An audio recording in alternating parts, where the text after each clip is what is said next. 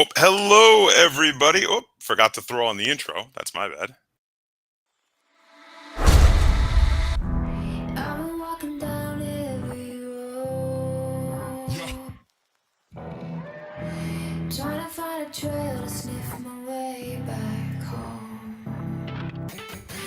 Black skies and velvet and chrome.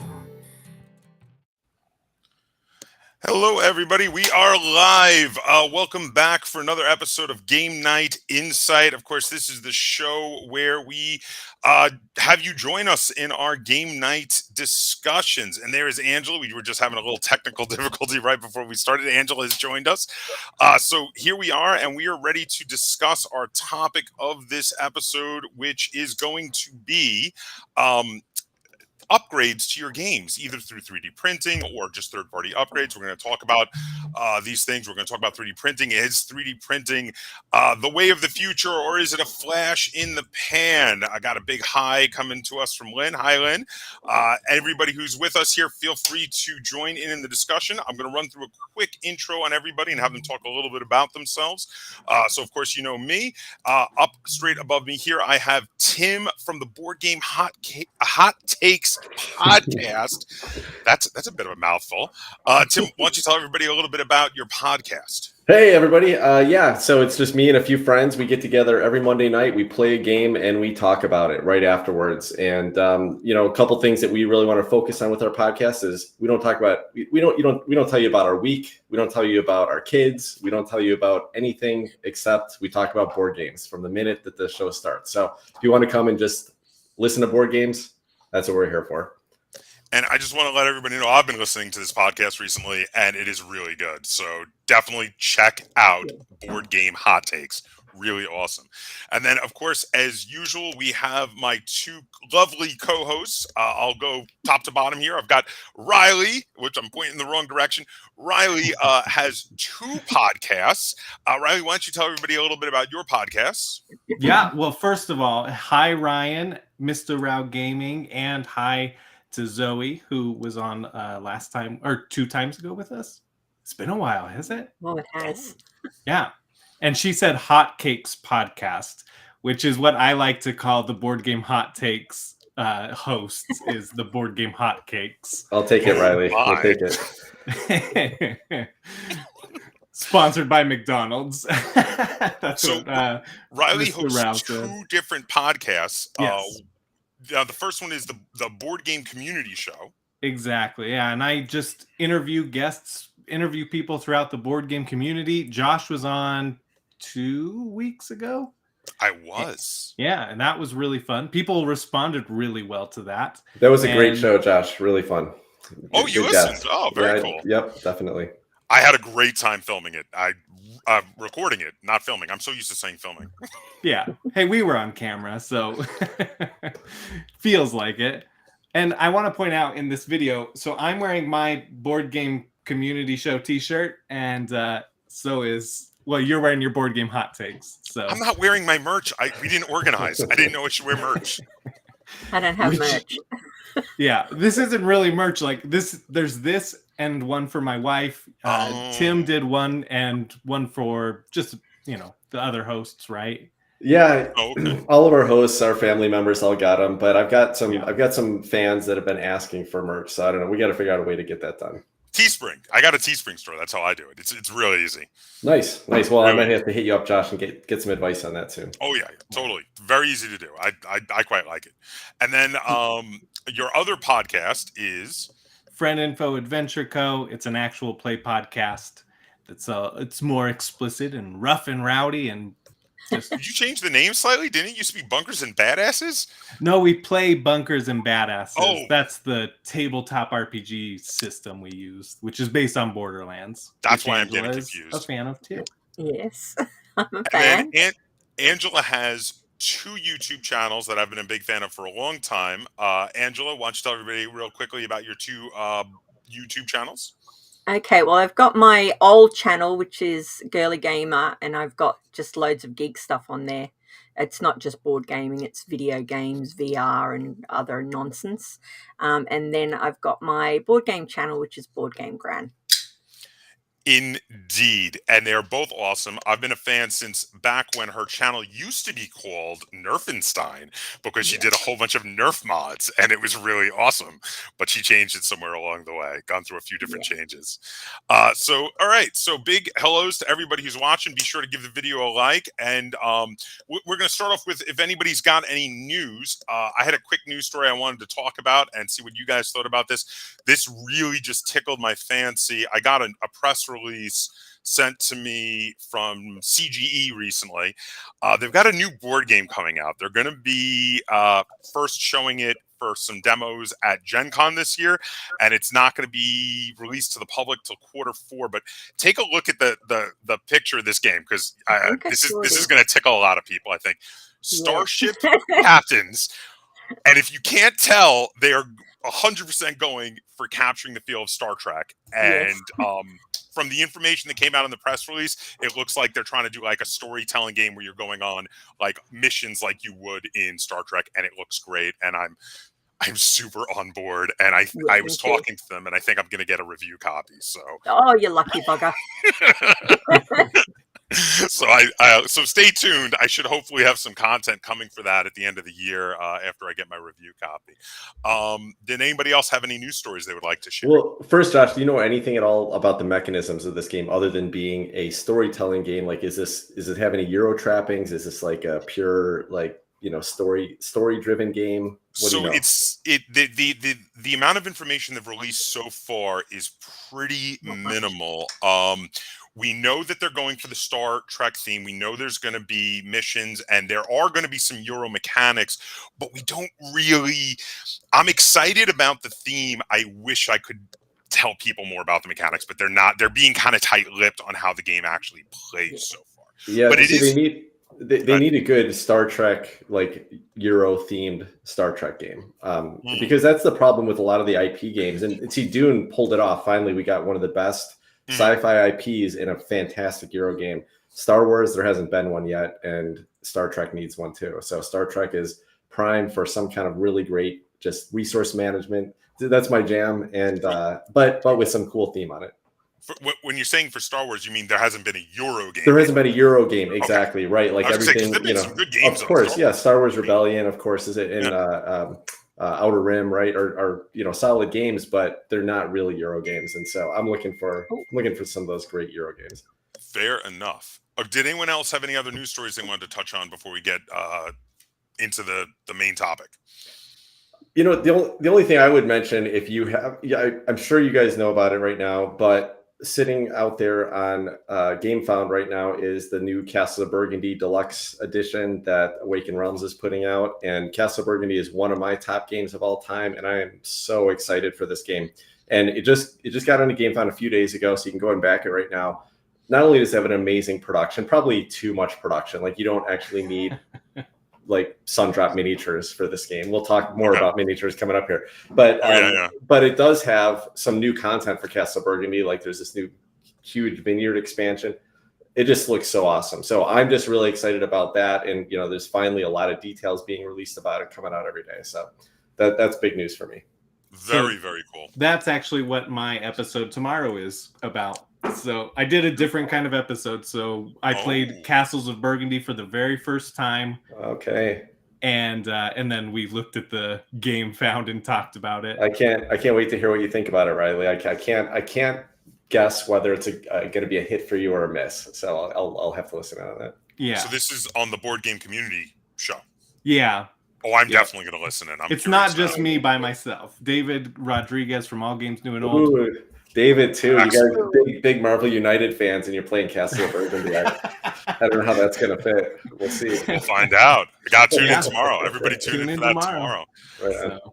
So I have one other quick little update. In addition to being on the Board Game Community show, which was fantastic, I'm actually on another podcast that's coming out at the end of the month on the 31st. I'm going to be on specifically, and then I just, when I went to say it, I always forget the names. I listen to too many podcasts. That was really bad of me. But I'm specifically going to be on the there it is. Game Design Unboxed. I'm so bad with names. Game Design Unboxed, Inspiration to Publication. I'm on the episode coming out on the 31st, where specifically we're discussing the game that I designed, Slingshot Maneuver, and my inspiration for it, and how I got published, etc. And of course, that game is already back out of print. But you know, it's about the story, not about the fact that I need to find another publisher. But one that puts the name on the game, Josh. Say it. One that puts the name on the game. Yes, one that would definitely put the name on the actual game. Yes. Josh, very cool that you got a published game already. So even if it's thank not you a very print and you're looking for a publisher, that's awesome. Very yes. Cool. So anybody else have anything else, or are we going to jump into the topic? Go ahead. I was just going to say, Angela, do you have anything? Mine was the Star Trek thing that I'm so excited about, and I don't care about the mechanisms. Yeah, I'm with you, Angela. I'm very excited too, and I'm like, so, you know, I trust Czech. What are they called? Czech Games Edition. Czech Games Edition. Yeah. That's what it was. I trust them. Right? They did a great job with Arnak. Like, I think it'll be cool, but I'm with Tim, where like I'm excited about the theme, but I want to know, is it actually going to be good? It's such a good company, though, and they generally do so well that I am counting on it being good enough that I'm gonna really like it. So I got Mr. Rao is saying pint glasses are a must-have for him, and also he said, I'm impressed by the new COB production campaign so far. So there you go. Very cool. So, all right. So the main topic today, we're discussing 3D printing and third-party upgrades, which kind of go hand in hand, because 3D printing, along with some other particular mechanisms becoming more affordable and being more prevalent out there, have caused third-party upgrades to become a more prevalent thing in the industry. They're all over the place, whether you're just buying the files yourself and 3D printing them at home, or buying them from someone on an Etsy store. I mean, this stuff is just everywhere now in regard to 3D printing and third-party upgrades. So we're going to discuss what everybody thinks about. We're going to talk about, and guys in the audience, please chime in anytime for what you guys think about it. And I mean, the main thing is, we're going to be discussing, do we think this is the next big thing? Is this the way of the future, or is this a flash in the pan? I mean, what's going on? Or is it somewhere in between, which is, spoiler alert, where I am. I'm in the somewhere in between camp. Who wants to start us off talking about their experiences or you know, anything about this particular topic? Well, let me jump in really quickly. Now, I don't own a 3D printer, so I'm not that engaged in that part of the hobby. I think Angela maybe can speak a little more to that. It seems like she's been a little more involved in 3D printing. But my experience with the third-party upgrades you can get that are 3D printed, things that you can get on Etsy, so far, I'm not super impressed with the quality. Now, I think that's going to change. I know there are different types of 3D printers. I don't know if you can pull up the picture, Josh, but I actually upgraded Underwater Cities. And this is a great example where Nope, wrong one. Hold on. Spoiler. There we go. Okay, so this is the one. I'm sorry, the program's glitching out on me and not letting me change the picture, unfortunately. Well, it looks like the right one's up right now. If you can hear me still. Oh, there it is. Yeah. Is that it? Yep, that's it. Oh. Are you hearing us still? You good? I can hear you, Tim. Carry on. So I'll just keep talking then. I'll keep me. Josh can't hear us, but I'll keep talking. So Underwater Cities. There you go. Can you hear us? Okay, Josh. Yes. Okay, great. Yeah. So this is you know, it's a wonderful thematic Euro game, but the production's not beautiful, and it's just, you know, full of. This was published by Rio Grande Games in the United States. And Rio Grande's known for making fairly inexpensive productions, like cheap, thin boxes, cardboard chits everywhere. And that's pretty much what we can expect. Now, Underwater Cities, when it came out, had some kind of neat things, like what you're seeing in this picture, these plastic domes. Those are right out of the box. And the little plastic components that are the buildings in it, those aren't bad. But beyond that, you know, your money was cardboard chits. The kind of the workers you used in this game were these really silly, weird cardboard doors. Like, they weren't even workers. It was really bad. So I started just trying to upgrade this game every way that I can. I obviously have those metal coins, which are official upgrades. I think those were from the Board Game Geek store. So that's nice. But I wanted to talk mostly about the 3D printed things in here. Now, to replace those stupid cardboard doors, I was able to find somebody that was selling these subs, these 3D printed subs. And they're not bad. You know, they're okay. They're definitely a big improvement over the cardboard shits that were used before. But the quality isn't super impressive, right? You can see kind of the printing lines in them. Yeah, well, I can tell those were printed on one of those extrusion printers, which aren't as good quality as the resin printers. Yeah.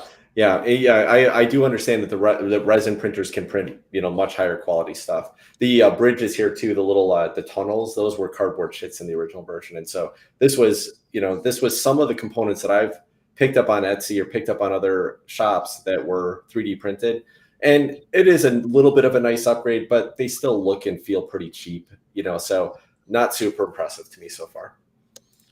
Well, fair enough. And again, though, like we were saying, there is a lot of variety depending on what printer you're using, where you're getting your third party components from. Just to show as an example, real quick, before we move on to somebody else. This is an example of some 3D printed stuff using that I got from an Etsy store for BattleTech. These are some mechs for BattleTech that used a resin printer. So you can see the detail in these is significantly higher. You can still see the lines, but you got to understand this is larger than reality, the picture I'm showing up on screen. These are really small. These things are only a few centimeters tall. So it's incredibly detailed. Some of the newer printers are getting really, really good. There is right now a big difference in quality depending on where you're getting your stuff printed, or depending on what printer you bought for yourself. Now, of the four of us, I think, Angela, you've probably had the most experience with this. Would that be a fair assessment? I have owned a 3D printer and 3D printed stuff, yeah. And my son-in-law now owns a really fancy resin 3D printer, so I just use him. I think that makes you the expert here. I think so. Like, I've just decided I'm going to buy one. I just haven't bought it yet. Yeah. But so, Angela, what are some of your experiences been like with the 3D printing and such? Well, I'm always an early adopter. So if something new and techie comes out, generally speaking, I'm like, yes, and I will get it. So my 3D printer I got when they first hit the market, so it's really old. I just sold it recently, super cheap. And the quality, I think it was Tim was saying, the print lines. Yeah. You can see the print lines, like they were really obvious. But with the new resin ones, some of the stuff's amazing. I'm going to show some pictures up of some of the, and maybe you can tell us about them, some of the really cool stuff you've done. So this one is the one that really got me, because wow, that looks great. Yeah, absolutely fantastic. that was all 3D printed on a resin printer, and the detail in it's great. And there's not really any print lines, to be honest. I can't take credit for painting it because my eyes are ruined now, so I can't paint figures. But my daughter painted all of them. My son-in-law printed them and my daughter painted them, and in person they look even better. They're just beautiful, really good quality stuff. Angela, where did they get the designs or whatever you call kind of the blueprints for I think my son-in-law might have kickstarted those actual designs. Okay, so so that's something that like someone kind of professional created the design. Yeah. You can just plug it into your 3D printer and Did you guys use these for a game? We used it for our Christmas family D&D game. So the awesome. dragon was the gingerbread dragon, and all of the villains were the gingerbread and the nutcracker, and it was brilliant. The grandkids were just like in awe when each figure came out onto the map. It was brilliant, really good. God, those look fantastic. Beautiful. So quick question, because I have no idea about printing, right? 3D printing. I don't think I have anything that I've like paid for that's 3D printed. So when you talk about print lines, what exactly is that? It's like horizontal lines. My printer was an extrusion printer, so it basically lays it down in lines. So if you've got a square, it will print the square, and then on top another line, and then on top another. So if it's not very good, if it's not fine enough, you will see those lines. Whereas the Okay. resin one sort of eats away and just leaves what you need, so you don't get those lines. Yeah, the resin printers use lasers in a vat of liquid resin that causes it to solidify. So it's much more precise, and the resolution is getting incredibly high, so you don't really see the lines as much. Some of the best resin printers have like an 8K resolution, so it's equivalent to looking at an 8K video picture. So it's incredibly detailed. But some of the older ones, you really see the lines, and you might have to sand them to kind of remove those print lines. Okay. No, Because I mean, I've gotten professional ones that like have a line on it, right? Like the one line down the middle. No, that's a mold line. That's Molding. that's where Okay, the that's two what I halves of the thought. mold come together. Yeah. Now, I have a couple of quick questions for you guys on these resin printers. Now, one, I think I had heard that some of the is it the resin that it can actually produce some like toxic gases, or the liquids in it can be? Is that true? Is there some? Yes. It's a little bit dangerous to use them, or a little bit Yeah, like. even the Yes. ABS ones. Yeah. Okay. So the extrusion ones, which are the ones that aren't as good quality for the prints, don't have that problem. But the resin Well, ones, they do. oh, they do. Oh, Yeah, okay. you still need to be careful. You need to print in a well ventilated Right. space, because it's hot melted plastic, so the Mm. fumes are coming off that. Yeah. Yeah, and they recommend well ventilated, and then Yeah. also like an N95 mask, generally speaking, when you're around it. Yeah. So there are definitely some health concerns with using them, and you definitely want to pick the right location, because you want it to be really well ventilated. I've seen a lot of people doing things like putting them in the garage and whatnot, so they can work it with the garage door open. The new ones, though, are really good. If you get an enclosed one, some of them have got filters in them, and it will just do it itself. So you don't. My 3D printer was open, so it was all just open air. Yeah. And if I had it sitting next to me, I would need everything open, because it would, not good. So that is it like, is it something where any hobbyist can get in and do it, to follow some basic, like best practices, and you'll be fine? Or is it something that you should be trained on and, No, like it's super easy. Okay. Yeah. Yeah, I was going to say a lot of it. I was watching a lot of videos on how to do it for reading up for this episode, and also because I'm going to be buying my own, and it does not seem difficult. And also, something else I noticed, there are some companies releasing resin that are specifically low fume. Like they're more expensive, but they still say have it by a window, have the window open, but they're specifically low. It's kind of like how you can get low fume paint to paint your walls. It's low fume. It's to be safer. It's to be less hazardous, and that's a thing. So that's really that's a really cool thing. So I just one more quick question on this, as we're talking about the resin printers now. What's the cost like? So, if you were to go and buy a mini, let's say a generic mini, D&D mini or whatever, and it's, I don't know, $10 for a mini or something like that, maybe $5-10. What's it cost you to print one? Is it saving you money to do that? Over the long run. Definitely cheaper to print them. Well, it's like you can get a wheel of ABS for like $20. Mm-hmm. And it will last. If you're printing small things, it will last ages.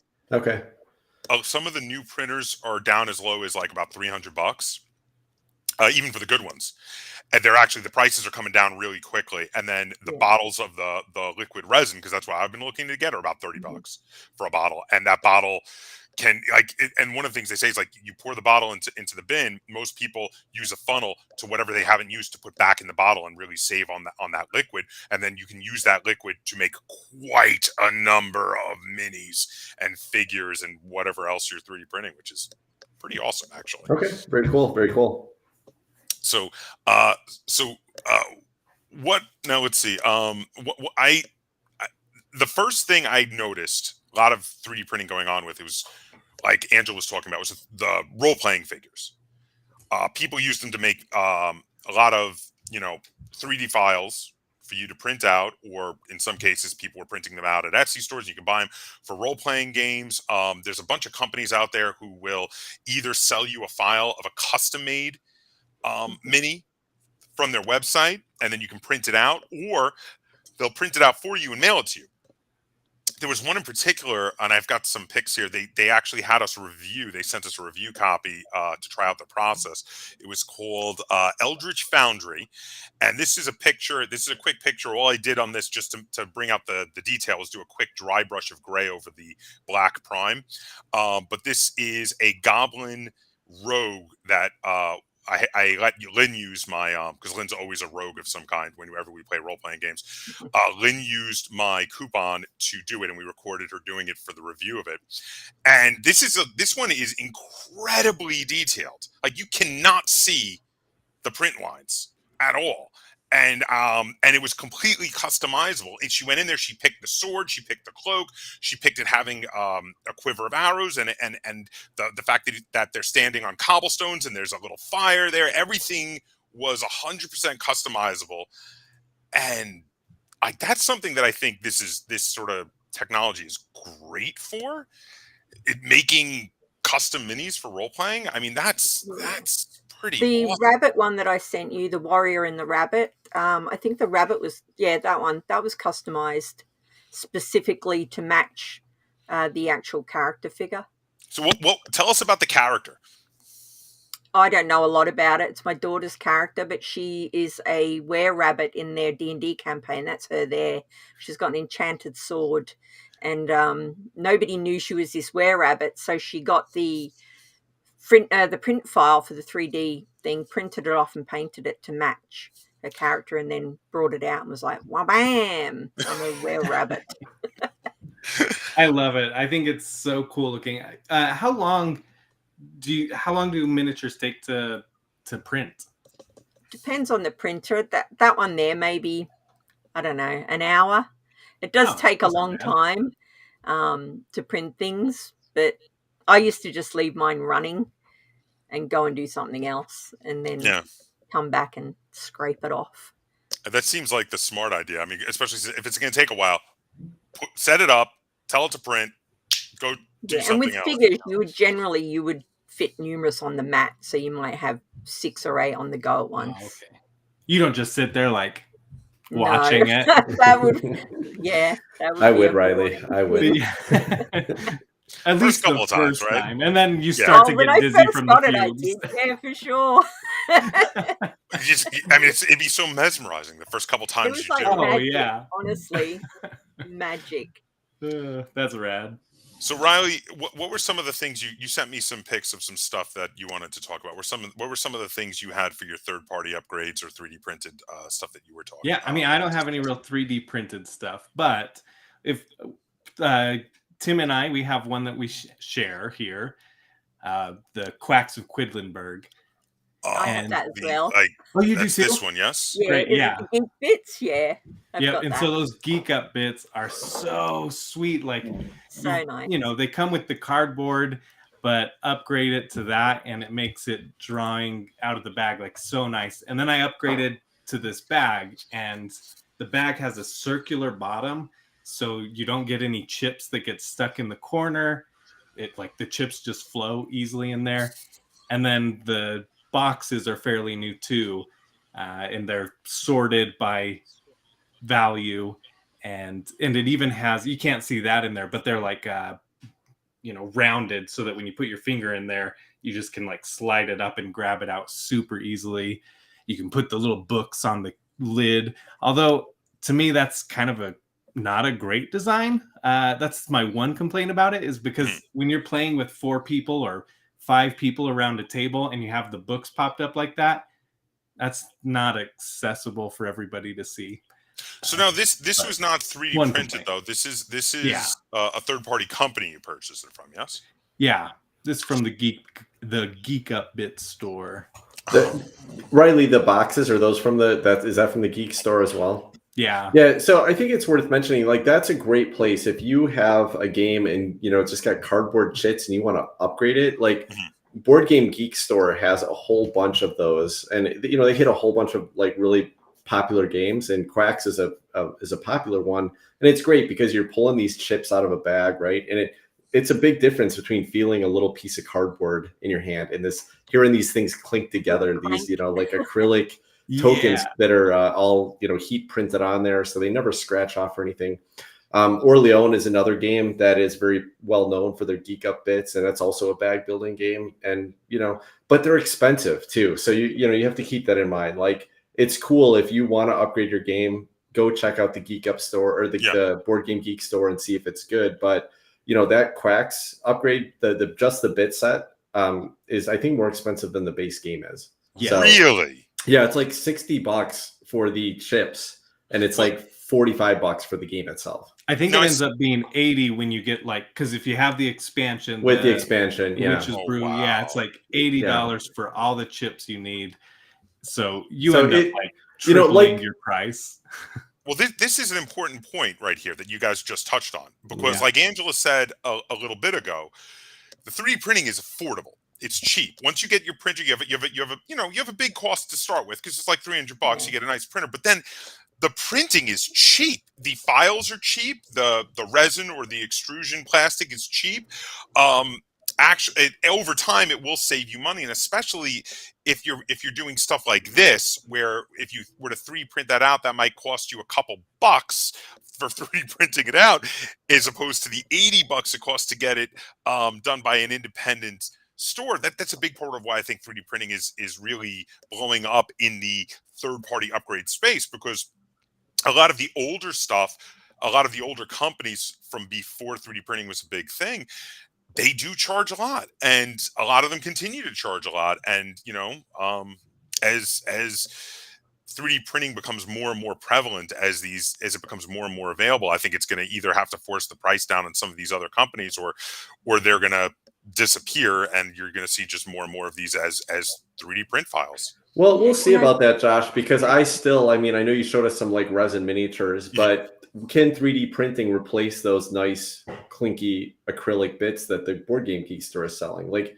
yeah, I think it depends on the component a little bit, right? Like, I still continue to Meeple Source, for example.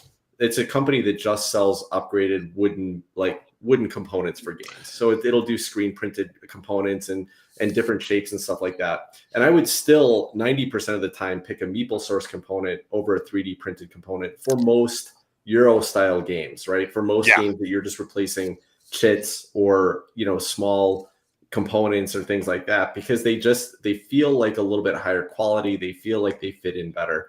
So I'm not obviously price has an impact, but I'm not sure that they're gonna necessarily push those out of business, because it just depends on what you want to hold in your hand and what you want to actually interact with. And so Mr. Rao Gaming said you have to really like the game to consider paying those costs to upgrade it. I do agree. Yeah. I think that in regard to Tim's point on meeples for a Eurogame, yes, absolutely. It's tough to replace a wooden meeple with something 3D printed, but for something like a miniature game, well, then it's a totally different story. Right. Yeah. So, like, as an example, the big miniature game company, which has been the big miniature game company for ages, is Games Workshop, and their costs just go up and up and up, and on top of how much they keep going. Oh no, we lost Josh. We've lost the host. We lost our host. Does it keep streaming? Are we? I don't know. Oh, am I back? We're back. We see you. You've changed direction. You're in a different position now. Yeah, we're having a big storm over here by me, and I think it's causing some technical difficulties. So I was saying, Games Workshop costs keep going up. On top of it, Games Workshop is not a very consumer-friendly company. It's a bit of an issue. And then there's lots of options out there for 3D printing stuff now. So Zoe said, another thing is that a lot of people struggle with paper printers. Some people might be willing to pay a premium to not have to deal with curing resin, printer adjustments, and getting settings right. And that's a fair point. And that's why a lot of these Etsy stores are thriving, like the one I got those BattleTech mechs from that I showed earlier. Let me just show them again real quick, as long as it doesn't kick me off again.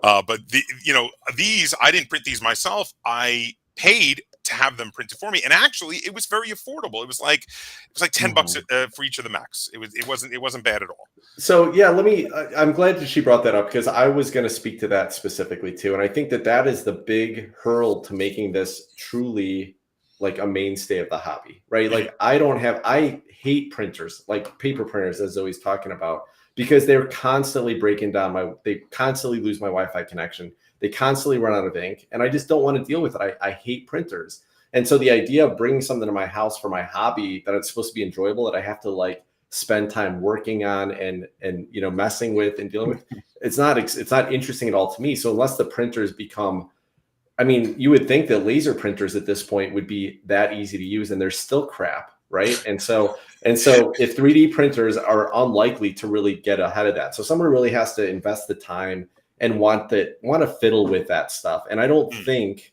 that that's going to make it a mainstream thing. Now, Josh, you talked about how it makes it affordable for Etsy stores to sell the products, and that's a good point. Now, Games Workshop's probably probably a bad comparison because they're a publicly traded company, and of course, their whole goal is raise profits and create an addiction and create an IP. But I think it's cool that that's another option that's available. Those third-party stores. But for me, I will never own a 3D printer, and I will never create my own components from it. So it doesn't make it more accessible from a cost perspective there, but it does give me the option to buy from other people. Yeah. But you would buy it from an Etsy store. I would if it was the right quality and if it was the right fit for the game. Absolutely. I definitely think that's a cool option that's available.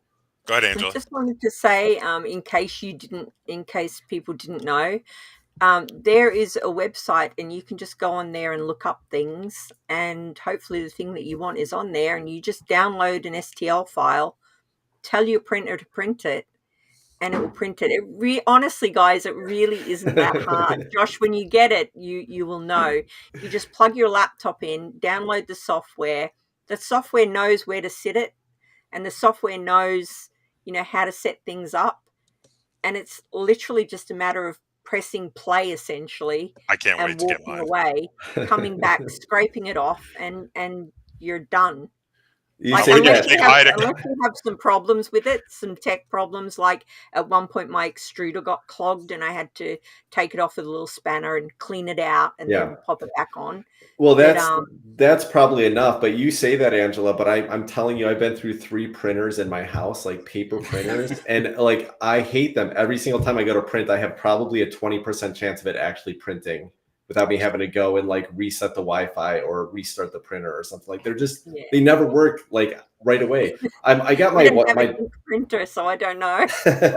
I got my daughter a little 3D pen, a 3D printer pen. Have you guys seen these things? Yeah, I had one. Yes, I have seen that. Okay, they're little heat pens, and they're kind of neat. You can basically create 3D structures out of them because as the ink's coming out, but you put it's like a little handheld extruder. It's exactly. So the plastic spool's going in the back, and as it's coming out, it's wet, but it immediately dries. So you're kind of like running this, printer. And she created like a little 3D tennis shoe. But we had hours of messing with the plastic getting stuck in the pen and it not working right. And like it was way more time spent trying to make the thing work than actually getting the fun out of using it. And so she's barely using it now. And I know that was probably not a high quality thing. No, I just expect, I expect that's what would happen to me if I bought a 3D printer. I'd be constantly messing with like, oh man, the ink got stuck again or whatever. So that's my take on it is just that to me, it seems like too much hassle. So I want to give a quick hello to Kurt, who's saying, sorry you got here late. Oh, well, better late than ever. Thanks for joining us. And also Lynn pointed out that some public libraries, and we know this because ours has it, have 3D printers that you can use, and they will let you use them free of charge as long as you have a library card. Have you used one of those? Have any of you used a library printer? I have not used the one by us. The one by us has an old extrusion printer, so you would get the print lines. That's why I haven't used it. But it is available. It's available to use. See, that'd be something I'd be really interested in trying at some point because at least then you just bring the STL file and it's like on a flash drive or something. You plug it in, and then hopefully the librarians can like fix all the stuff that goes wrong. Yeah, help you with it. Help you learn. Exactly. Yeah. Good way to try it out. Cool. That's very cool. That's very cool. So one thing I wanted to just mention back with Tim, I'm pointing in the wrong direction. Back with Tim from what we were talking about before with Games Workshop versus some of these 3D companies. So there's a few companies out there trying to like compete with the big companies, and the main way they're trying to compete is by appealing to the 3D printing market. One in particular, I don't know if anyone here is familiar with this. I was looking into them recently because it's just a really interesting business model they're going by. But it's this company called One Page Rules. Now, One Page Rules is a company where they've got a number of games where the miniature lines are obviously actually meant to be similar and evoke the same sort of feeling of other larger mainstream games, except that instead of just doing miniatures for you to use as third-party miniatures for those games, they have their own rule system. They have like about 5 different games on their website, and the rules for every game is free. So they're like, okay, do you want to play this game about spaceships fighting out in space and having a big space battle? Download the rules for free, and then we have choices. They have 3 choices. They say either we can sell you very affordably the print files to 3D print them. We have a link to a company that will 3D print them for you and mail them to you for like Tim, who never wants to buy a 3D printer. Or third option, for mainly probably for people who are just interested in trying out the rules and see if they like them enough, they have a listing for print files to print out on cardstock ships and just use them in the battle. And they've got fantasy games as well as sci-fi games, and their models, as you can see here, look really good. If you do these on a decent quality printer, I think these are actually on par with some of the mainstream miniatures that you see out there for sale in stores. Whether or not they're on par with Games Workshop, that's up to you. But they look good. If you've got a decent enough printer, or if you don't, you can just, again, you can pay to have them shipped to you from that other company that will have them printed. And it's way more affordable than a lot of the big miniature companies, and miles more affordable than Games Workshop, which is by far the most expensive of all the big miniature companies. Have you used? What do you think of their games? Have you tried playing one of their games? Like, are the rules any good? I think that's kind of an important I haven't tried them yet. Okay. I've been watching reviews on them. Again, I haven't gotten my 3D printer yet. This is one of the first things I'm planning when I get my 3D printer. I want to try out some of their games, specifically that spaceship game I showed. I showed some ships from a couple of the factions here. That game looks really cool, and their rules are meant to be very approachable. It's supposed to be like intro level rules, hence the name One Page Rules.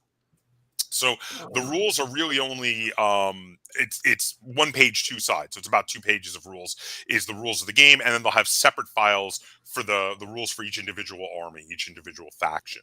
But they're meant to be very approachable, very easy to learn, very easy to use. But you know what? Beer and Pretzels games like that can be great and a lot of fun. And because it's all free, and they if they need to fix stuff to rebalance it, they just update the PDFs on their website.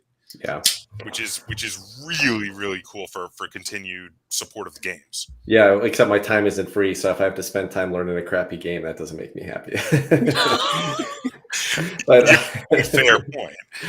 Now, again, I can't speak to the quality because I haven't actually played these games. I was mainly researching for this episode, and also, like I said, I was thinking that when I get my 3D printer, I'm probably going to be printing out some stuff from at least one of those games and trying them out. I was watching some reviews. The general sentiment from people reviewing it seemed to be the miniatures are great, the games are good, but they're a bit basic because they are meant to be entry level games. It's good beer and pretzel games, good games to get people into miniature war games, but fairly light on the rules. But there is enough differences between the factions to keep you coming back for wanting to try different factions at least. Okay, so it's interesting that there's like the whole premise of it is 1 page rules, to keep it easy, keep it entry level, but people who would play those games and who have a 3D printer are not entry level type gamers. But I know you can also do like a print and play, but I don't know how you find that target. So Danielle D commented, I agree that 3D pen is hard to use. So I should call out that is my wife, Danielle is, and she's talking about my daughter's 3D pen. Oh, okay. So, hi, Danielle. So, Danielle, thanks for showing up for my first stream. That's awesome. So, I want to ask another thing, though. So we've been talking a lot about 3D printing and miniatures, right? And I think one of the things that I'm trying to that I'm starting to think about a little bit more as far as upgrading my games, and that is painting the miniatures in my games. Because you get a miniatures game, and the miniatures, the sculpts are cool, but having these just blobs of gray plastic, you know, that's not awesome, right? Like you got all this great artwork, and you've got, you know, colorful boards and stuff, and then you're dealing with this gray plastic. So I personally haven't taken the leap into painting miniatures yet because I am just afraid of ruining them. I think I'm about to take a leap. I'll talk a little bit about that. But what I did as an upgrade, because I had a game that I'd upgraded everything for, but there was one thing that I didn't like, and that was the gray plastic miniatures. And I upgraded Scythe by commissioning the miniatures to be painted. And Josh, I provided a picture of this. Okay. But yeah, hold on 1 second. Yeah, no worries. But I know that Riley, I know you've done some painting. Angela, I think you've done painting, or at least your family's done painting. So I'm really curious about how you guys think about painting. Do you consider that an upgrade to a game, or do you just, you know, is that a separate hobby? Yeah. So I heard a local, you know, someone around here that just paints minis as kind of a side gig, and she painted all these, you know, then they're pretty small, detailed miniatures, but she got them all painted to match the artwork on the cards and all of that stuff. And it was pretty expensive, so it's not something I would do often. It was kind of a you know, a very special situation here. But I would love to have more of my games painted that have miniatures in them. So what do you guys think about painting? Go ahead, Shall Angela. I go, Riley? Yeah, you have way more experience. I will paint anything in a game. It doesn't have to be a miniature. If something's paintable, if I think it will look better and it's all on my channel, I will upgrade that game with some paint. Like Bunny Kingdom, I painted every castle in Bunny Kingdom. Wow. And Mystic Market, I painted the potion tracker. I love painting and upgrading things for games. And my eyes, as I mentioned earlier, they're not good. So painting minis now. I used to paint a lot of minis, but now it's really quite hard for me. Angela has done a ton of videos on painting game components, and they look great when she does them.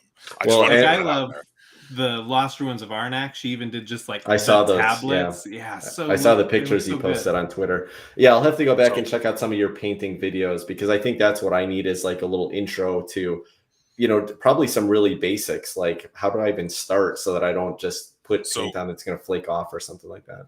I also do some painting, but I don't do like Angela will do painting on any components for any games. I specifically do them for the one thing that really gets me hooked enough to want to do it and want to paint up is like factions and war games. Like if it's just regular components to a board game, that doesn't do it enough for me that I'm gonna paint those up. But like for factions and war games, I've been doing those since about on and off since about 1999. So here's some recent ones. Let me throw a few pictures up to show some miniatures I painted up for BattleTech. These guys I painted up in the colors of the first Kestrel Grenadiers. Here's some other mechs I painted up in the colors of the Rose Spina Galaxy or Ironheart Galaxy for Clan Diamond Shark. Here's some more of my first Kestrel Grenadiers mechs, just to give you guys an idea. But yeah, definitely, I think painting bits of your games to upgrade them is a wonderful part of the hobby. And here's Riley, I want to ask you some questions, but here's the challenge I've been running into is that I feel like it's going to take so much time to do that when I could be playing other games. So do you feel like it's a nice break from the gaming part of the hobby, or do you feel like it's something you like to do just as much as the actual playing, or do you do it when you don't have someone to game with, or you know don't have the time to fit in a game, so you kind of fill it? It's like a filler. Like, how do you think about painting as a replacement for the gaming itself? Before you guys answer, I'll jump on that with this comment. Yeah, real quick. Yeah, he said I commissioned. Mr. Rob Gaming said I commissioned someone to paint my Anachrony exosuit miniatures. Worth every penny. This is like exactly what you're talking about. And I was gonna send these in, but like I've been painting my.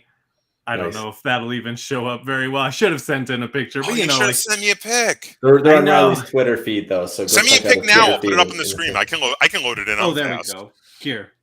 Yeah, send me a pic now while you're talking. Yeah, so Ryan, I actually have the same miniatures, and that I asked after I got those side minis painted what it would cost to get those, the Anachrony minis commissioned, and it was like $750 to get those. Oh wow! And that's I just don't want to invest that much into a single game, and way cheaper to do it yourself. Yeah, and so that I would say, and the nice thing about doing 6 miniatures that are all matching, or close to matching, I have slight differences between all of them, but you can paint them like all at once. So you're just doing like your silver on all of them, and then your gold on all of them. Like it goes a lot faster. These probably took me 2 hours to paint. Yeah. So I've had Anachrony for a couple of months now, and I have not played it since I bought it. And I bought all the upgrades, and it bums me out because they're primed, they're sitting waiting to be finished painted, and they're just it bums me out. It does like take away my time, but at the same time I do it like my wife likes to paint. She does like paint by numbers or diamond painting, which is something very similar. So you're doing like a family hobby thing that you're doing at the same time. So like she's sitting there doing that, and I'm able to paint at the same time. We've been doing a family paint night where we just get out some canvases and acrylic paints and sit down and just paint pictures, right? And so I'm thinking like the next time that we're doing that, I'm gonna pull out some minis and just I got to get the right material. Like that's the other roadblock. I got to get the paints for it. I get the right brushes and stuff. But I think I'll just do that as my next family craft night. There you go. Yeah. Well, and why not have your kids join in, right? Like, do you think... No, I'm not going to mess up my minis. Okay. Okay, that's fair. So I wanted to respond to Kurt here, who said, are larger game designers and games thinking about branching out into selling 3D printer game pieces like Warhammer 40K, etc.? So now the answer about Games Workshop is absolutely not. They're not thinking about that. They are railing against it actively because they hate you and they hate the community. I'm being. You sound bitter. You sound bitter, Josh. I do find Games Workshop's practices to be highly anti-consumer in general. I'm being a little facetious with they hate you and they hate the community, but they're not friendly. They are publicly traded. They're all about the profit, and that's really all they care about. Some of the smaller companies, though, are definitely doing it and are definitely giving you more to work with. Now, I have one of the picks came through from Riley here, by the way, from his guy he's painting. I think that came out really nice, Riley. Yeah, really nice, Riley. If I felt like I could do that, I would definitely do my own Anachrony things the same way. So I'll have to get some tips from you on that. But that looks awesome. It was real easy on that one. It was 3 different colors, and So I have a specific game that I'm thinking about painting. It will probably be my first game I try, and that is Wonderland's War. And Riley, I know you're getting Wonderland's War as well. The deluxe upgraded version, right? I assume you're gonna try to paint yours as well? Oh yeah. It feels like, because the surface is like, it's not super detailed, it feels like something that it's almost like those Marvel United, the chibi mini, right? Like there's big flat surfaces. I feel like it could take a stab at it and maybe do okay. And the other great thing about Wonderland's War is that it comes with all the cardboard standees, which are really nice in the box, so I can play the game while I'm painting it, right? I don't have to like wait to play it until I've finished painting it, with the work in progress. So I think that's gonna be my first shot at it. I think that's a great idea. Quick other pick from Riley's collection here that he sent. Talking about Marvel United awesome. there. Yeah. So for my nephew's birthday, my brother and I got him all of these in the game, and we painted it for him and gave it to him completely painted, which I wish my set was all painted, but whatever. Riley, that's a super nice gift that you painted them, but you could have picked a better game.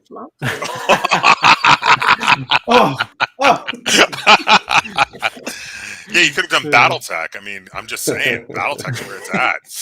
For sure. It's simple enough that his parents could play it. That was one of the prefaces, was I got him a game, and I can't remember what it was. And it was, he could play it, but his parents couldn't. And he was 8 at the time. That's funny.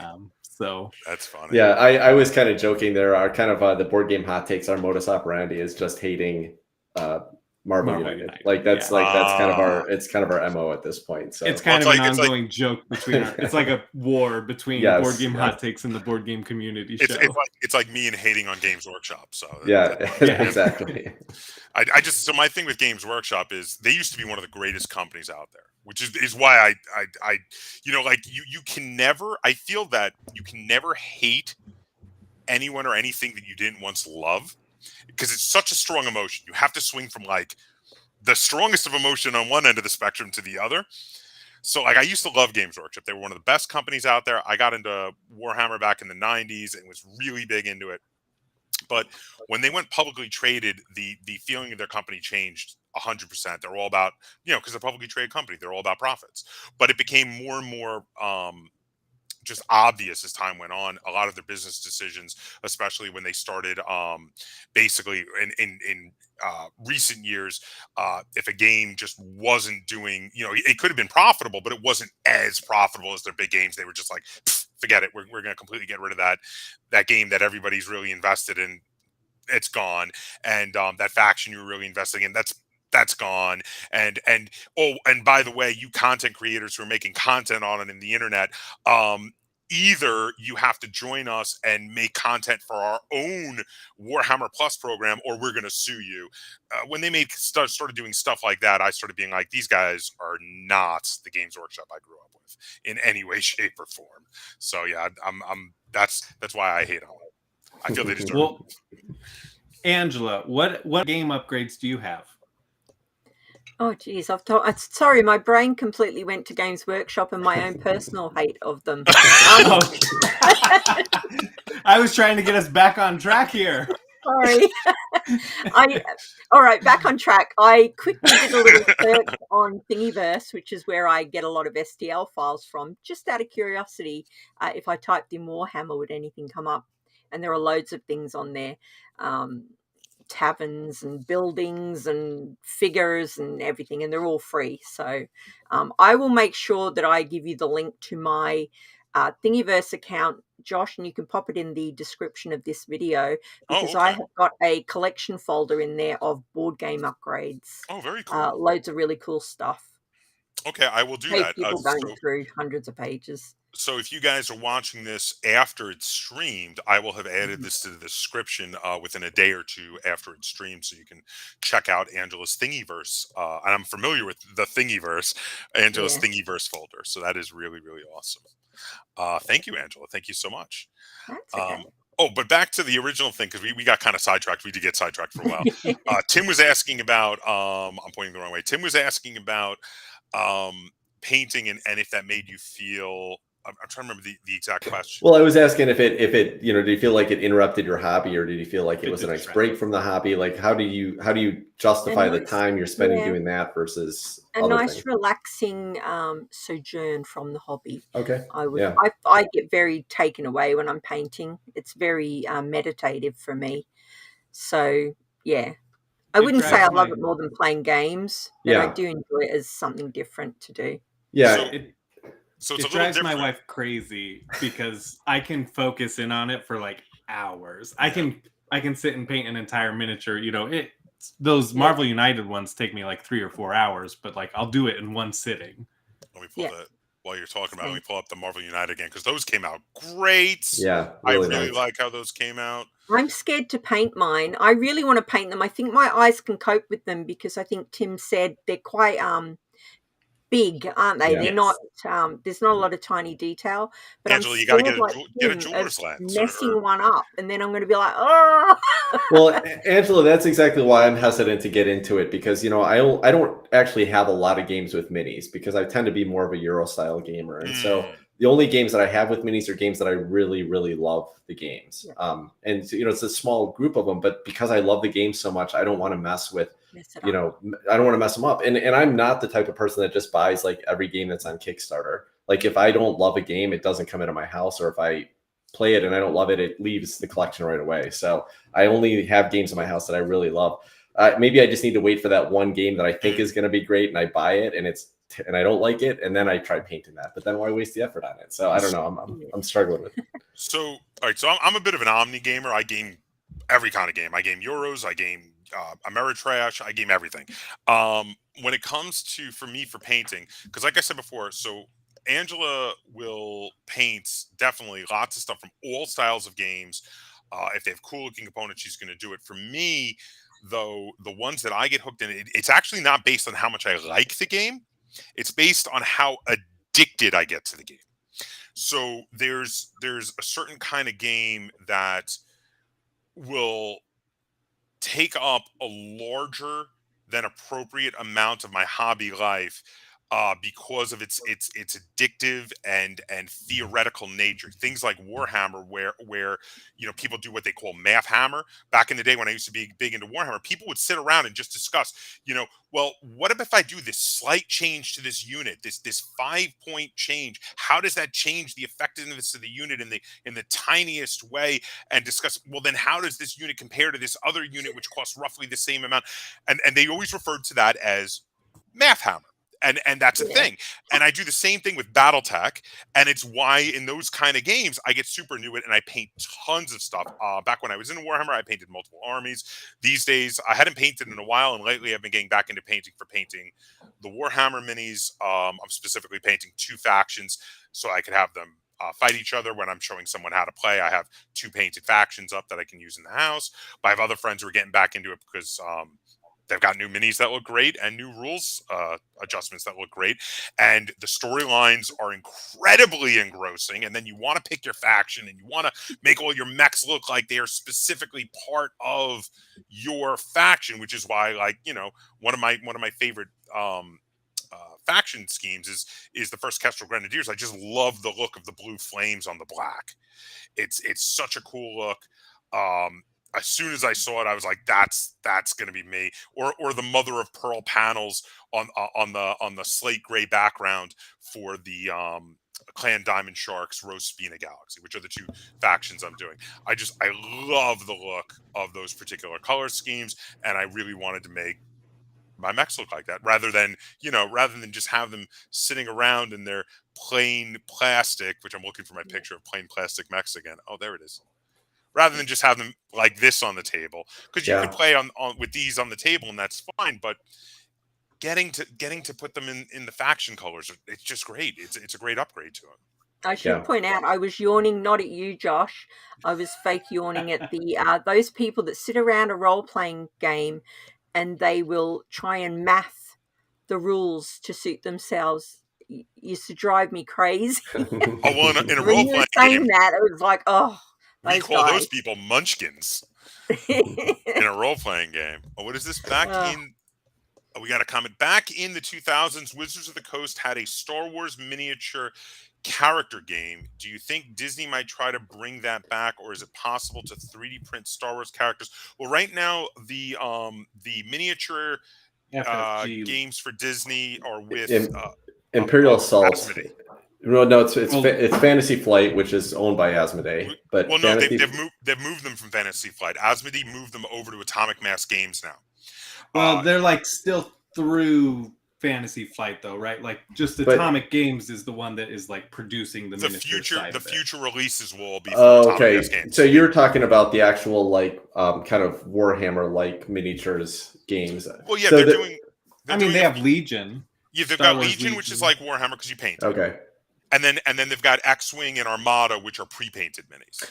Yeah, the one I was thinking of, if you just want pretty a lot of different miniatures, was Imperial Assault, which was a Fantasy Flight game that was based on the Descent system, kind of, or Lord of the Rings had a recent one as well. But it's basically like a dungeon crawler system that they put Star Wars theming on it. And that has a pretty nice line of minis from my perspective as well. But in any case, I had forgotten, you're right. There's a whole bunch of miniature gaming systems as well. So there's plenty to find there, Kurt, if you want to go out and find some Star Wars miniatures. It looks like there's plenty of Star Wars minis on Thingiverse as well. Oh, nice. Yeah. That doesn't surprise me. No, it doesn't. Star Wars is just this little unknown IP, but it's got a cult following. It's got a little following. A little bit of a cult. I was going to say there's the following is a bit interesting with Star Wars after the last of the new trilogy movies. Yeah. Are we going to go down that road now? Or No, let's not go down this road. Hey, so I'll talk about another thing. It was terrible. Oh, Riley, you're so good, aren't you? Keeping us on track. Such a good boy. Josh, last Jedi fan all the way. Here. No Rise of Skywalker. Last movie in the trilogy. Well, okay. Let's stick to it. You What can't do you guys can't put that think out there about- and not talk about it. Oh, no, Earlier we- okay. This is a tangent, but let's briefly talk about the new Star Wars trilogy. Come on, let's do it. Let's do it. Okay, fine. Agreed? Agreed? Force All of it Awakens, felt like wonderful fan new fiction, it was characters, bad. but too repetitive. Last Jedi, fully original, with a little bit of a minor flaw in the middle of the film. The second act was a little weak. Rise of Skywalker was complete garbage, and they threw away the best parts of the rest of the trilogy. Okay, so my 2 cents. Force Awakens. First half of the movie is great. Second half of the movie was too much of a rehash. But I had hope after that. I was like, okay, Force Awakens was pretty good. Let's see where they go from there. Last Jedi, lame. There's a big section of the movie they just get lost. I didn't like the slow chase. I thought that was lame. And Rise of Skywalker was probably the worst movie I have watched in the last 10 years. Wow, that's bad. bold words. Yeah, and other made people me were miss regular. Jar Jar Binks. And you guys know I watch a lot of movies. I've seen a lot worse movies than that in the last 10 years, but my least favorite of the final trilogy. So I'll agree with you there. Yeah, I Did did you not like see it. the trailer for Andor, the new? Yes, I'm excited. That looks pretty good. I am so excited for Andor. I Hold on, wait a haven't minute. seen a trailer for that at all. I'm just like waiting for Kenobi to come out. So what is Andor? Oh, this is the Andor's about Cassian Cassian Andor Andor. series.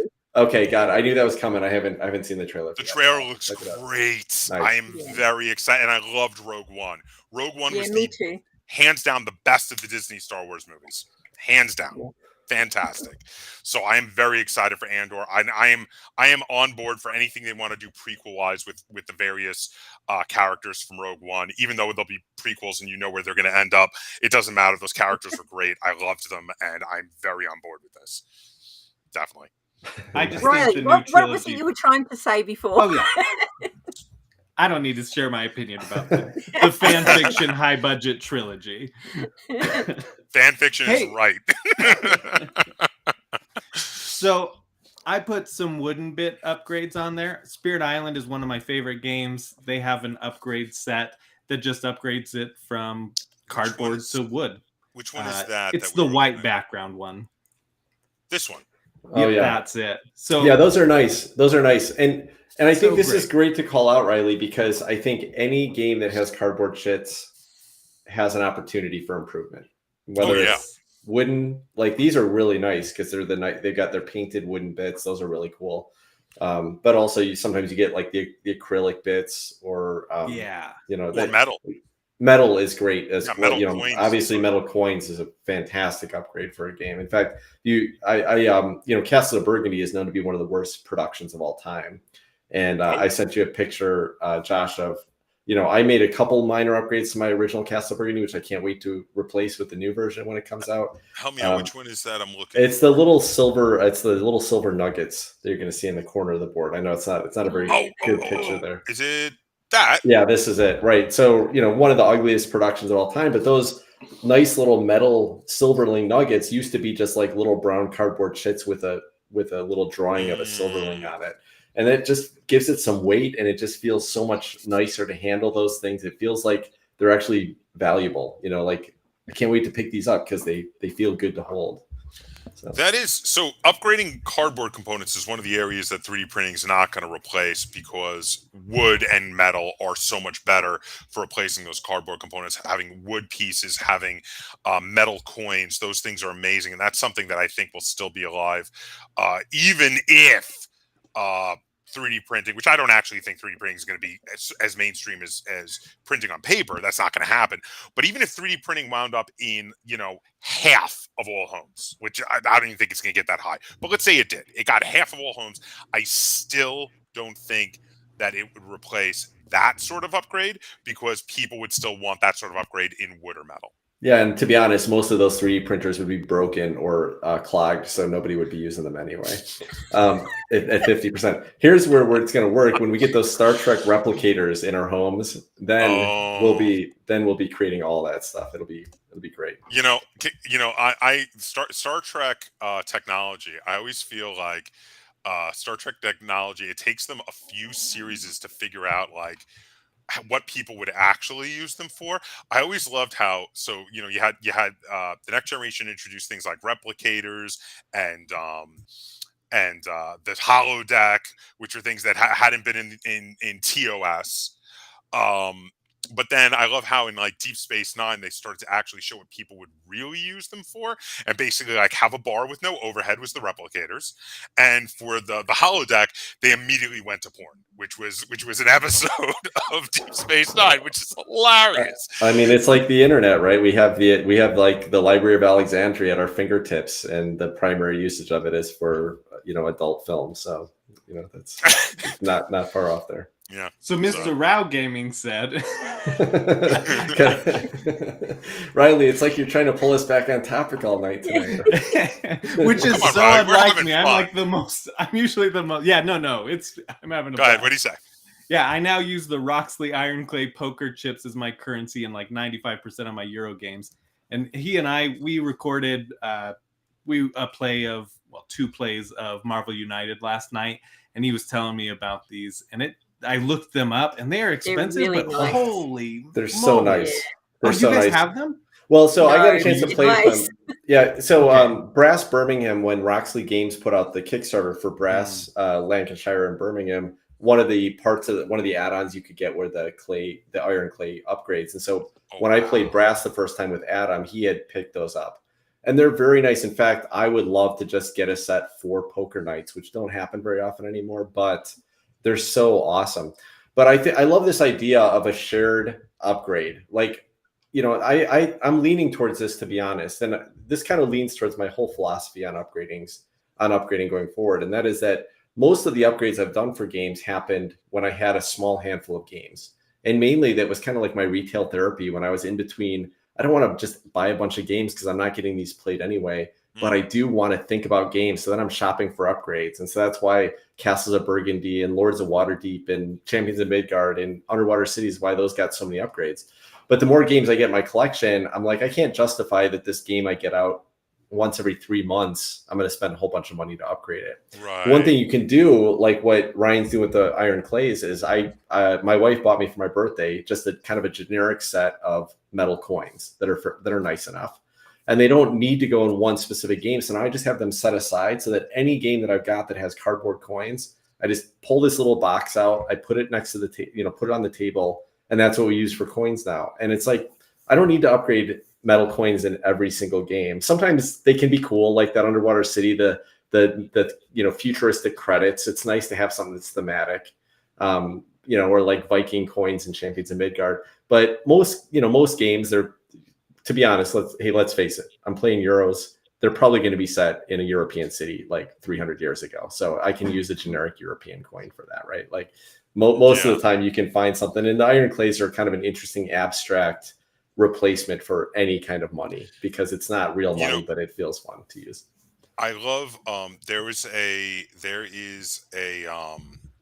company out there called Chip Theory Games. I don't know if you guys are familiar with them. Sure. Yep. Where instead of miniatures, they all use those clay chips for their games, and they'll put in the middle of the clay chip a nice picture of what unit or monster or thing it's supposed to be. And you know what?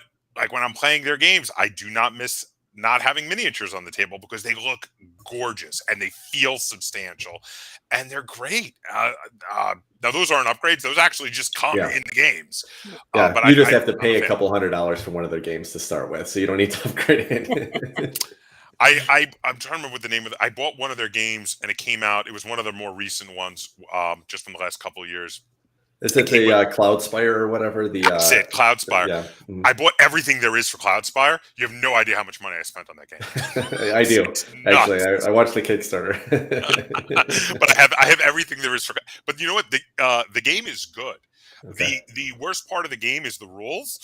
You kind of have to go on their website and check out some of their videos a lot of times because there's a lot of issues with the rules. But once you get past the rule book and you learn actually how to play, the game itself is actually fantastic. It's a really well done game, and it looks so awesome on the tabletop. I just really wish they had done a better rule book because that's you just described like 95% of Kickstarter games is that they just have terrible rules and make it impossible to get into.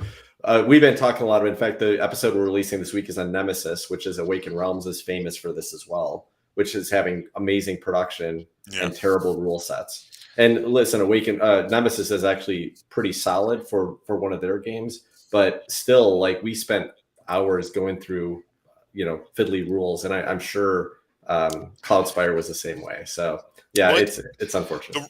The rules are fine. It's just the way they presented them in the rule book is not fine. You kind of wind up having to watch some of their videos to really figure them out. But once you actually play the game, the rules are fine. It's just you can't get them from just reading the rule book. And I bought that, so I never got around to doing a review of it because if I had been sent a review copy, as much as I like the game and it's going to stay in my collection because I really like the game, I probably would have eviscerated them on the rule book. Yeah. it's a problem. Yeah, for sure. But the game is still great. Have you ever played Batman Gotham City Chronicles? Have you played that game?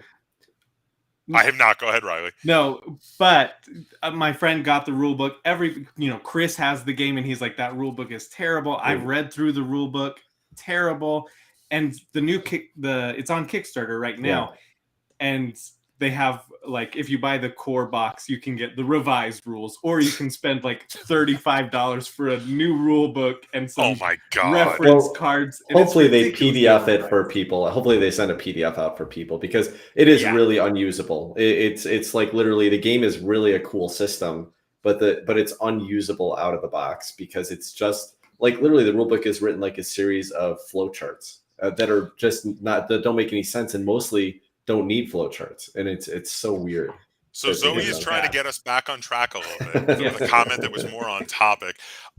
So now this is actually on topic to what we were talking about in regard to the meeples versus the miniatures. It is. She said there are miniatures for Vast, the Crystal Caves, but they crowd the board so much that I prefer to play it with wooden meeples. And you know what? With those games like Vast and what's the other one in the forest? Root. They feel so. They just feel like they should be done with meeples, like with wooden meeples. That's a weird one to put miniatures on because the meeples just feel so appropriate for the feeling of those games. Yeah, agreed. In fact, they have a new Kickstarter, Co-Whirly and Leader Games, who made those two games, have Arcs out right now, which is a sci-fi themed game, and also has Kyle Farron's unique style of art, same artist that did those two games, and it's just right for having just it's got this kind of natural childish feel to it. So wooden bits are great, but they do have a $45 upgrade kit to put plastic meeples into this game.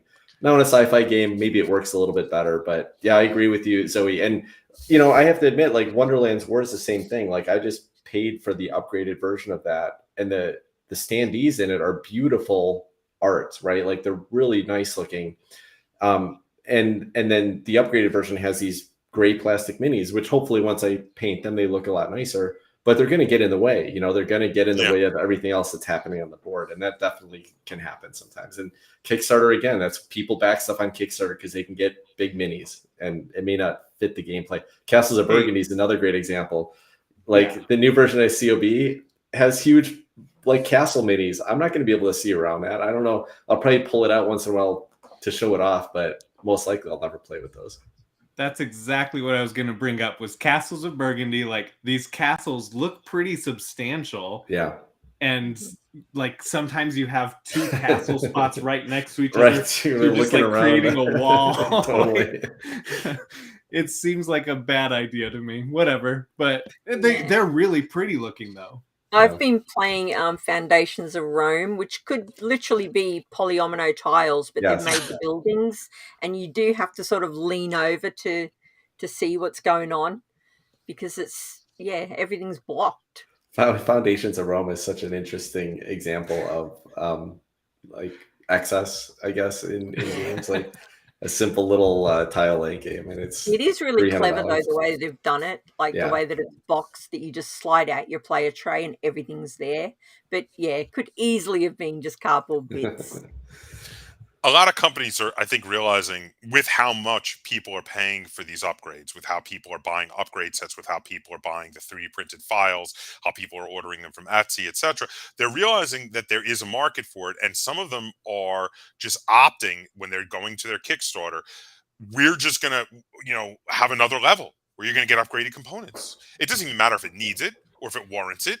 We're gonna have giant miniatures on our game because they realize that the table presence makes people go gaga, and they're like, Yeah. "Oh, it's only another $30." Click, and they're gonna order it. So, I mean, whether right or not on that. Well, good night, Ryan. Thanks for joining us. But Zoe just brought up Cthulhu War miniatures. Good night, Ryan. Yeah, Cthulhu Wars is funny because like literally the miniatures in there are, I don't know, 12 inches tall. Some of them are they're good 8 to 12 inches tall. And yeah, it's hard to see them, but they're so awesome. I mean, like that's a game where that table presence is pretty fun. It's pretty fun to be handling those huge. But that's a huge big monsters. that's like a big area control dudes on a map It game. is, That's yeah. like where you do It more fits. miniatures. It fits, yeah, yeah. it's fine for a game like that. A game like that, that's where you like that, and like a tabletop miniature game. Those are where you want the giant, crazy looking minis. Like that's not like a Euro game. Like that's not necessary. So I think we're winding down here. Does anyone have anything else they want to discuss, or any other topics they didn't get a chance to bring up? The only thing I would say is that, like upgrades are fun, and it's fun if you have the disposable income and everything, but it's definitely a luxury. I mean, the hobby is already a bit of a luxury, but it can be accessible, right? It can be approachable for people that you can find some really great games for reasonable prices and get a ton of play out of them. And that, that's fine. Then it's not really a luxury, right? It can be like a staple for just your mental health and finding something fun to do with your family and your friends. But I think there definitely is a drive to push towards these big, expensive Kickstarters and the big minis and the big upgrades. And it's not necessary. And I think it's important to keep that in mind. And when we're talking about this, to like let people know, like, hey, don't feel bad. You don't have to upgrade everything. Most likely, you got 200 games in your collection. You're probably not going to play that game for 2 years anyway. So don't stress about it if it's not upgraded. So these are luxury conversations, and it's fun when you find a game you love and you can, put a little bit of time and money into it and enhance the hobby, but you don't have to do this all the time. It's definitely just a fun thing to do when you have the luxury to do it. To use board game hot takes terminology, it's a dopamine hit. Indeed. I have one last thing. I'll talk about one other real quick. And this is a pretty simple one, a straightforward one. You definitely don't need it for all of your games, but I love using sleeves. And so I've got those Dragon Shield ones. Riley, I'm shaking my head here because literally when our episode drops on Monday, our first half of the episode is about sleeves.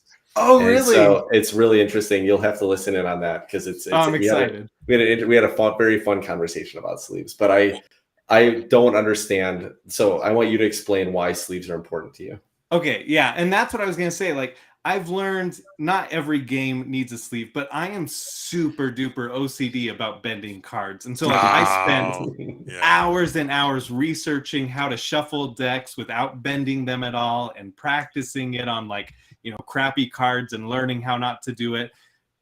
But my number one reason for sleeving cards is the shuffle. Like they slide together. If I had a deck right by me, it's just like you just line it up and it just goes right in. It's so satisfying.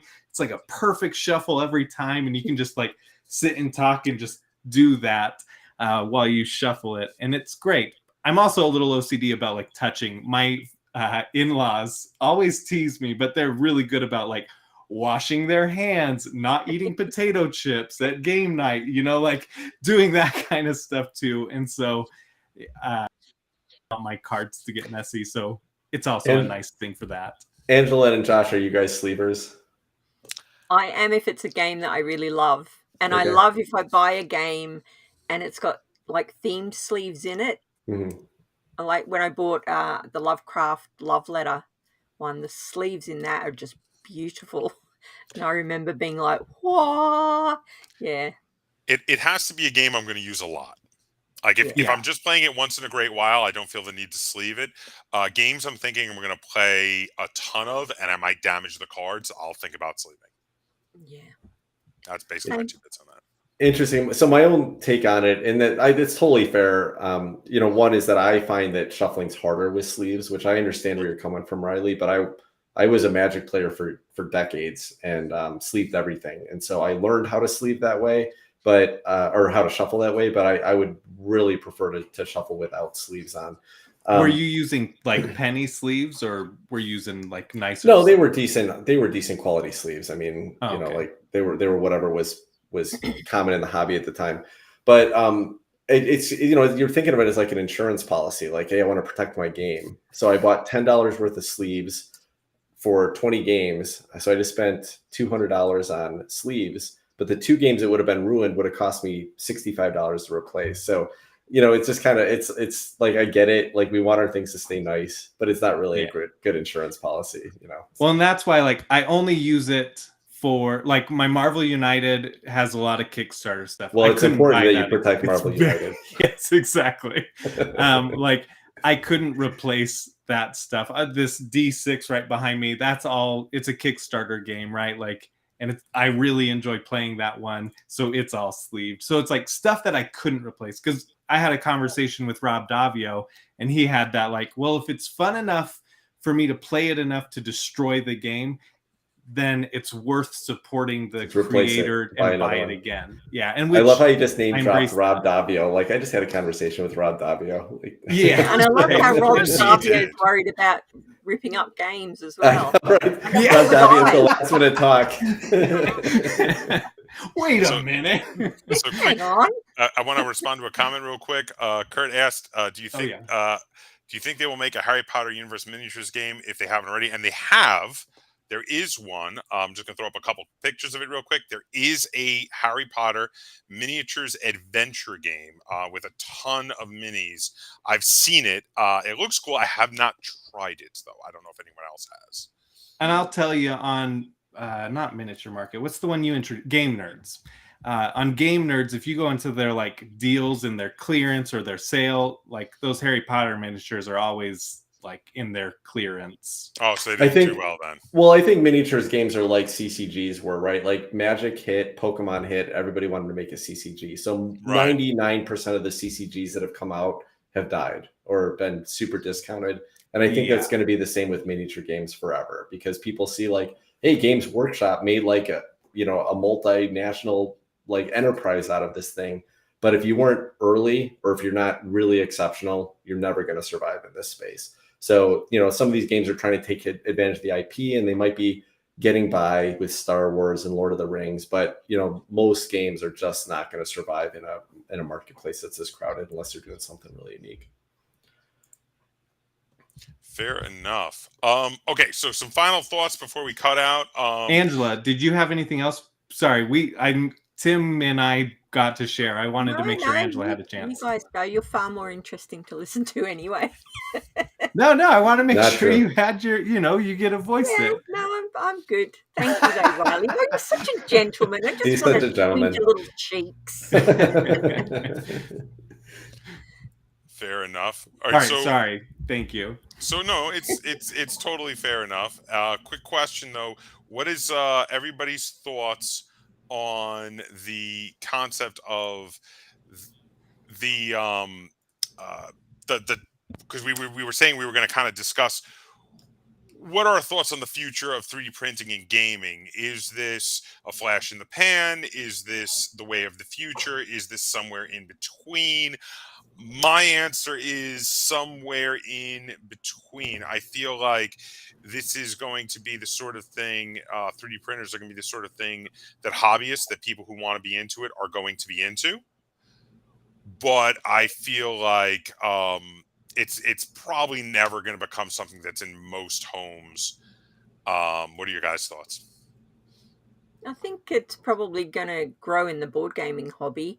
I mean, going on Thingiverse, for example, I went on there a year and a half ago or 2 years ago looking for something board game related, and there were very few people doing it. And now, when you type in board game, there are just hundreds of files on there that people are making. And some people seem to be specializing in doing things for board games. So, yeah, Fair it's enough. definitely growing. I would agree that it is definitely growing, for sure. 100% agree with that. It's definitely bigger than it was. I think we'll start seeing, like, I love this game, Endangered Orphans, by Certifiable Studios, and they just barely put out a $5 STL file that you can buy and print out 3 new orphans. And so I think that we might even start seeing companies sell STL files, like that seems 3D printing's not going. If anything, I think it will grow. And as that grows and becomes more accessible, quicker, less, toxic fumes, I think that the companies are going to start embracing that and selling those. And even if you don't have one, you may know somebody that has one or can go to your library and print something out. So I think there's a lot of room for growth with 3D printing. Yeah, so I am the worst futurist there is. Anytime that I see some new trend coming, I'm likely to get it wrong, whether it's going to succeed or fail. So I don't listen to anything I have to say. But I will say that I just watched a video of houses being 3D printed with concrete. I've seen that. That's so cool. And obviously, it's been happening for a few years right now, and it's just amazing. And the technology advancements that are happening all the time are amazing. So I think, obviously, 3D printing is a great hobby for a lot of people, and it's a great supplement to the hobby. And I think because the hobby itself is growing, I think 3D printing is going to continue to be a bigger part of that. It's not going to go away. People aren't going to be like, I'm tired with that 3D printing thing. There's going to be more people that are looking for upgrades or discounted upgrades or upgrades that the manufacturers aren't, or the publishers aren't supporting. So they got a way to get it. So I think it's going to continue to be a big part of the hobby. Will it really be a mainstream part of the hobby? I'm doubtful on that. But if the technology gets good enough where it's easy enough for people to get one in their house and not have to worry about all the maintenance of it and making that, the hobby itself is doing the 3D printing, then it could. And, maybe it will at some point. But I think it's fun that there is a lot of great alternatives. 15 years ago, the pool of board games you had, there were some good games that were published 15 years ago, but it was a pretty small number of really great games. The number of games has gotten huge, and we're really lucky to be around in this time. And we're really lucky that if we love a game, we can really, soup it up. We can, what's the term you use? Because we struggle with the term for what's the title of this episode? Blinging out your game. We can bling out our games to almost any extent we want to, if we want to pursue it, if we want to spend the money on it, and if we want to maybe get into the hobby of 3D printing ourselves. So it's a really cool part of the hobby. We'll see where it goes from here. I mean, I think a thing we didn't talk about real briefly is shipping costs. I think 3D printing is a way to kind of bring that closer to home. I don't know how long that's going to last. How long that's it's an interesting thing again that we don't know, right? It's shocking to me that our global economy hasn't figured out logistics in this world in 3 years. I'm shocked it took us 3 months to find toilet paper anywhere. Now we can't find baby formula. But the fact that that shipping is still an issue this many years later.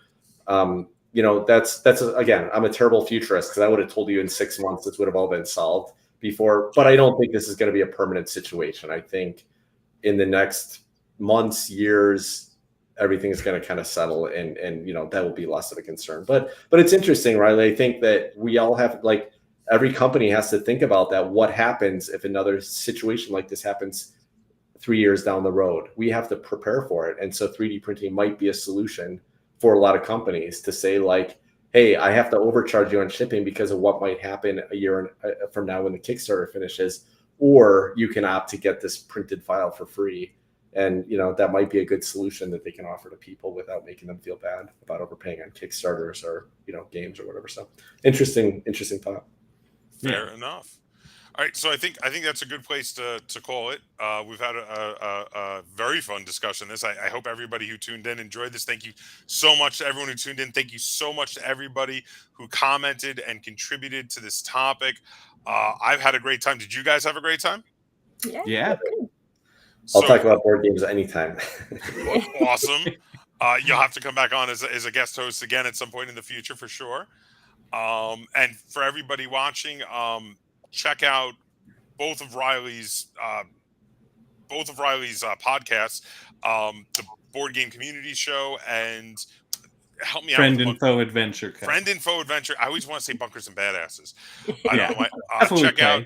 Of course, check out Angela's, both of her YouTube channels, which are Board Game Gran and GirlyGamer. And of course, check out Tim's podcast, which is absolutely awesome. I have been actually watching, listen, I say watching. I don't know why I always say watching. I'm so used to because you're a YouTuber. That's what it is. That's exactly what it is.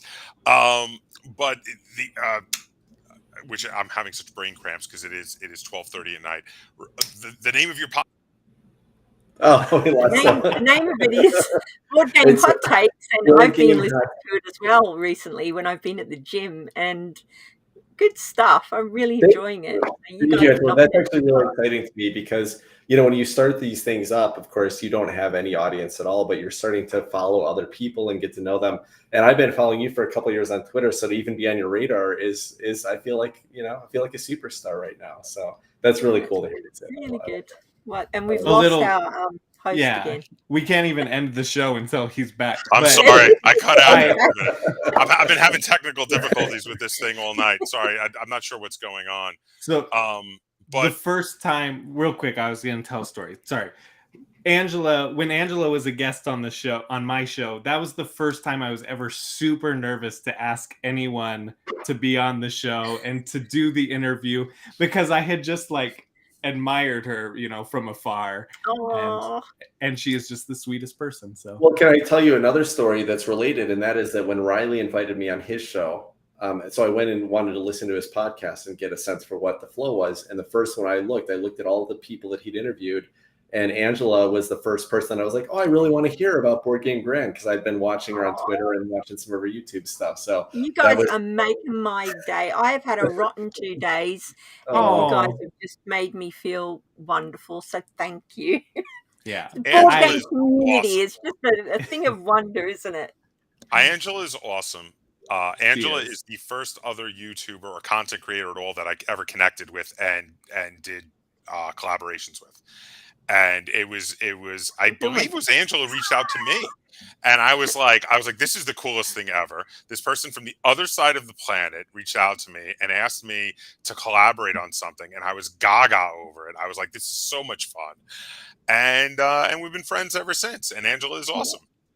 So the end of this episode has turned into what we all love about It's an Angela. Angela appreciation Send episode. it there.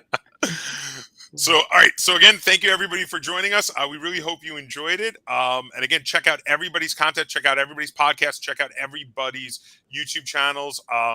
The Board Games Hot Takes podcast is awesome. The Board Game Community Show is awesome. The Girly Gamer and Board Game Gran are awesome. All these And things the are Board awesome. Game Captain is awesome. Well, he's okay.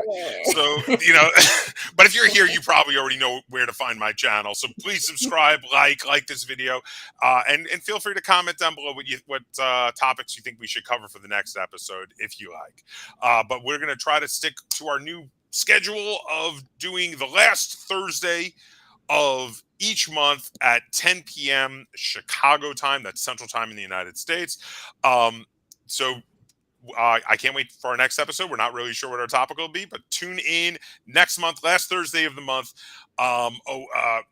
We got to thank you all for another great night of discussion. Thank you, Kurt, so much for joining us. He's been here for every episode so far. Thank you so much for joining us. We really appreciate it. Again, thank you everybody who joined us and everybody who commented. And for everybody, have a good night and game on. Thanks for including me.